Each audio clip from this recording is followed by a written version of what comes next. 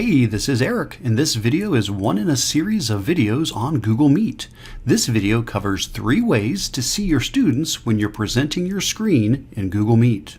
One of the great features of Google Meet is the ability to share your screen with your students or other meeting participants. This allows you to present a slideshow, navigate a website, work out a math problem, show a video, or provide any sort of instruction. The problem is, once you share your screen to begin presenting, all you can see is, well, what you're presenting, and not your students or audience anymore. This can make it difficult to stay connected to your students, to assess their understanding, to monitor their engagement, and to take questions. Thankfully, there are several options for how you can stay connected with your students while presenting your screen. In this video, we'll take a look at 3 of those ideas. The first option is hands down the best choice if you can do it, which is to attach a second monitor to your computer or laptop. This allows you to have the Google Meet with all of your students displaying on one monitor, while the content you're presenting to the students is on a completely different monitor. For example, when I'm presenting, I will often have 2 extra monitors plugged in so I can have the Google Meet on one monitor, what I'm presenting on a second monitor, and my notes on a third monitor. If you have a desktop computer, you'll have to check the back to see if you have connections for more than one monitor. However, if you're using a laptop, you should almost certainly have a port to connect a separate screen. Most all laptops have a VGA port or an HDMI port that we normally use to connect a projector, but can just as easily be used to hook up a second monitor. If you don't have one of those ports, your laptop may have a USB-C connection, which can also be used for a second monitor.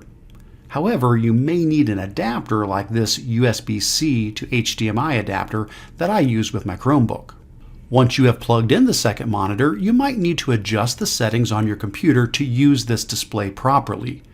Depending upon your type of computer, you'll want to choose whatever setting will let you extend your desktop. You want to uncheck any option for cloning or mirroring your desktop, since that would just show the same thing on both screens. In my Google Meet, I can now present what is on the other monitor to my students. First, I will separate my Google Meet tab from the rest of the tabs that have the content that I want to present. Next, I will now drag those tabs with the content over to my other monitor.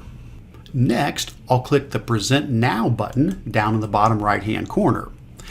If I choose your entire screen, I'll now need to pick the monitor that has the content that I want to show.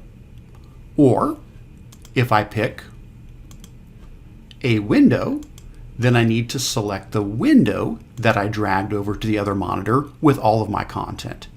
Either way, I'll click Share to start presenting. And that's it. I can now see my students on one of my monitors while the content I'm presenting to them is on the other monitor. So that's option number 1. But what if you don't have a second monitor to attach to your computer? Well, let's look at option 2, which is logging into the Meet a second time with a different device. The idea behind this is that Google Meet allows you to log into your own meeting more than one time. You can use another laptop or a Chromebook or an iPad or your smartphone to log into the Meet a second time. You can use your first device to present your screen and do all of your teaching, but then you can use your second device to see your students. Here's how it works. So I would use my main computer to start up the Meet as normal.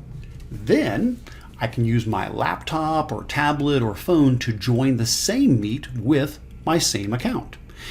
You can get the 10-letter code by clicking on the meeting details in the bottom left-hand corner, or you can email the link to yourself or click on the link in Google Classroom or wherever else you want to share it. Now, once I connect with my second device, I'm going to want to mute my microphone on that device so that both devices do not pick up my voice and cause an echo. I can do that with the mute microphone button at the bottom of the screen. In addition, I may want to turn off the webcam on the second device since I'm just using it to see my students. If I am using a laptop or a Chromebook for this purpose, I can also use the Google Meet Grid View extension to see all of my students at once on that device. The grid view extension is covered in detail in another video in this series. I can now use the Present Now button on my main computer to present my screen and teach while I'm able to view all of my students on my second device. So that is option number 2. But what if you don't have a second device? Well, we still have option number 3. If you only have one device and only have one monitor, you can overlay your presentation window with your Google Meet window on your one monitor. Here's how that works. So I'll start up my Google Meet as normal, and then I'll load up my content that I want to present into its own tabs. I will now click and drag my Google Meet tab so it's pulled out into its own window. The trick now is going to be to make each window slightly different in size so I can click on each of them to jump back and forth between them, and so that I can still see the Google Meet chat panel while I'm presenting. So I'm going to select the window that has Google Meet, and I'm going to click on the chat icon in the top right-hand corner to open up the chat panel. I'll then grab the bottom of the window and drag it up just a little bit to make it a little shorter than normal. Next, I'm going to select the window that has my teaching content in it, and I'm going to resize it to make it just a little bit more narrow so that I can see the chat window behind it. Now back in my Google Meet, I can click the Present Now button and then choose a window, and then select the window that has my teaching content, and then finally click Share. Now the students will see what I'm presenting from this window, but I can see the chat panel in the background in case anyone asks a question. And I can quickly click back to the Meet window or back to the presentation and jump back and forth as needed.